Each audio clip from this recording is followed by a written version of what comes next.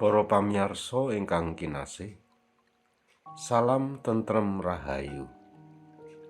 Kula Pendhita Krisabdaru saking GKJ Pedan Klasis Klaten Timur kepareng badhe ngaturaken renungan Sabda Winedhar dinten Jemuah Surya kaping 6 wulan Februari taun 2026 kanthi jejer kawicaksanan saking ngaluhur. Waosan kitab suci saking Yesaya 29 ayat 1 dumugi 12, Jabur 112 ayat 1 dumugi 9, lan Yakobus 3 ayat 13 dumugi 18. Wondene pamaosan nats saking Yakobus 3 ayat 16 ingkang mekaten suraosipun. Balik kawicaksanan kang saka ing ngaluhur iku kang dhisik dhewe murni, sabanjure demen rukun, sumlanda, bangun turut, sugih kawelasan, sarta woh-woh kang becik, ora ilon-ilonen sarta ora lamis.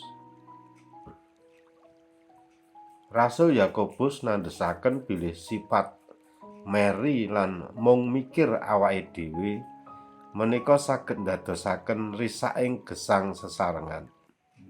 Meri menika sifat boten rila ningali kawontenanipun tiyang sanes, boten remen ningali kesaenanipun tiyang sanes. Rentekipun kados pundi supados tiyang sanes menika sampun ngantos langkung sae tinimbang piyambakipun. Menawi pranyata piyambakipun boten saged ngungkuli tiyang sanes, saged kemawon lajeng menghalalkan segala cara murih dawah utawi jugaripun tiyang sanes. Sifat meri menika gandeng ceneng kalian sifat mung mikir awake dhewe lan boten peduli dhateng sesami. Sejatosipun saben manungsa mestinipun nggadhahi raos meri lan pepinginan kangge nengenaken kepentinganipun piyambak. Ananging minangka para kagunganipun Gusti, prayogi kita tansah ngendhaleni diri supados boten dipun kuwaosi dening raos meri lan namung mikiraken badan kita piyambak. Lumantar seratipun Rasul Yakobus, Gusti Allah nimbali kita supados gesang kanthi wicaksana. Kawicaksanan menika boten saged kaparingaken dening donya, amargi donya menika winengku dening hawa nepsu. Kawicaksanan menika asalipun saking ngaluhur, inggih menika saking Gusti Allah. Kados dene sinerat ing kitab Ulang bebasan 9 ayat 11. Kawitane kawicaksanan iku wedi asih marang Sang Yehuwah, lan kawruh bab kang maha suci iku budi. Tiyang ingkang wicaksana menika tiyang ingkang ajri asih lan ngabekti dumateng Gusti. Menawi gesang kita namung mikiraken kepentingan kita piyambak, tegesipun boten ajri asih dumateng Gusti, boten ngabekti dumateng Gusti, ananging gugu pikajengipun piyambak. Para pitados menika gesang ing patunggalanipun Gusti. Pramila kedah tansah mujudaken gesang ingkang sembodo lan wicaksana.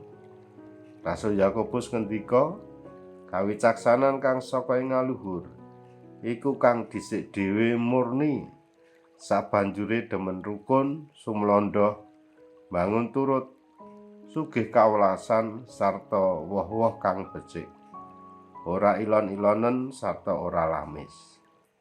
Sumangga sami nglampahi gesang kanthi wicaksana. Amin. Para pamirsa, sumangga kita sami ndedonga.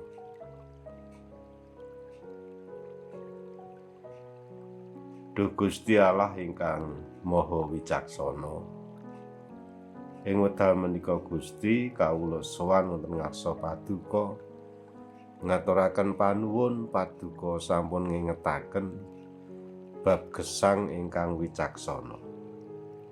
Mugi kawula paduka sagetaken wonten sakruting gesang budidaya gesang wicaksana.